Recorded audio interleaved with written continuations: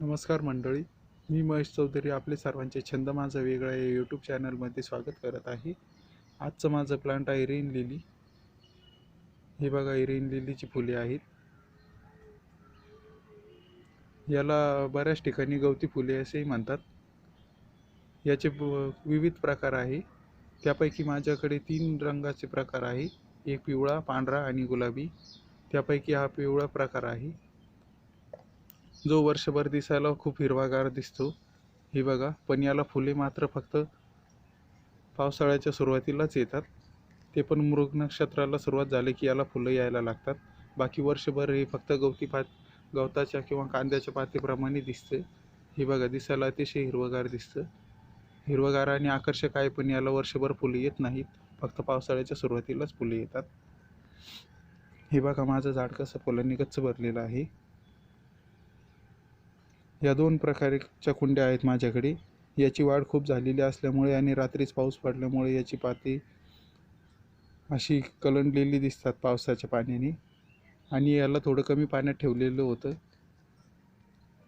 जिथे पाणी जास्त लागत नाही अशा ठिकाणी असल्यामुळे याची पानं तशी टवटवीत आहेत, पण फुलांचं प्रमाण याला खूप आहे.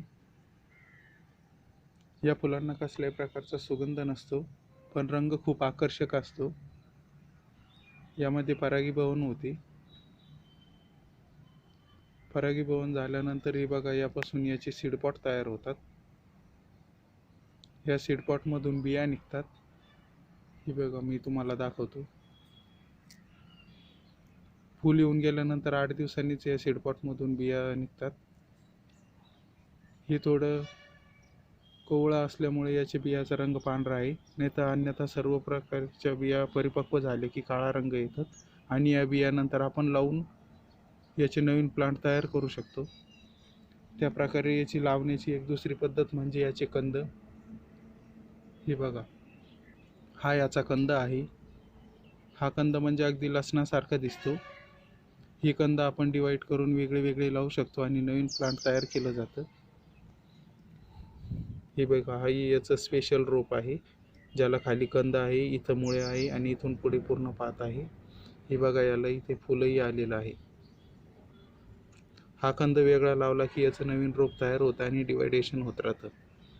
त्याचप्रकारे याची सीडपॉट तयार झालेली आहे झाडाची. याच्या जेव्हा बिया गळतात तेव्हा यापासून आणखी नवीन नवीन रोपे तयार होते.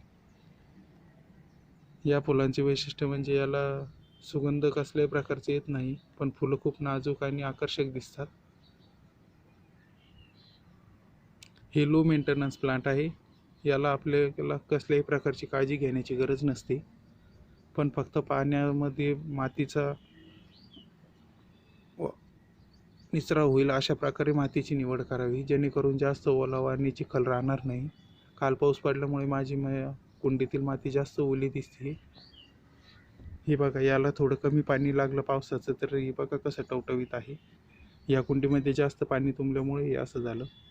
आपण लावताना हीच काळजी घ्यायची की ज्या मातीमध्ये पाण्याचा निचरा होईल अशी माती लावावी, जेणेकरून आपले झाड टवटवीत आणि आकर्षक दिसेल. हे बघा, दिसायला किती सुंदर आणि हिरवेगार दिसते, कांद्याच्या पातीप्रमाणे. वर्षभर दिसायला खूप सुंदर दिसतं.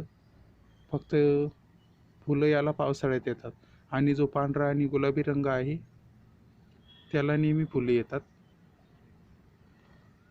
पण हा रंग माझ्या आवडीचा असल्यामुळे मी याची 2-2 कुंड्या तयार केलेल्या आहे. ऊन पडल्यानंतर याचे फूल पूर्णप्रमाणे असे पूर्ण खुलून येते. या बाकीच्या काळ्या आहेत. एक फूल 3 दिवस टिकते. ही बघा, ही पहिला दिवस आहे या फुलाचा. हे काल फुललेलं फूल आहे आणि 3रा दिवस होईल तेव्हा असे कोमेजून जाते फूल. हे बघा, याप्रमाणे कोमेजल्यानंतर इथे हे सीडपॉट तयार होते. या सीडपॉटमधून बिया निघून आपण याचे डिवायडेशन करून वेगळ्या प्रकारचं नवीन रोप तयार करू शकतो.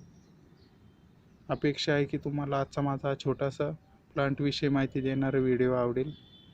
तसेच जर तुम्हाला माझ्या वनस्पती आणि व्हिडिओ आवडला तर माझ्या चॅनलला लाईक करा.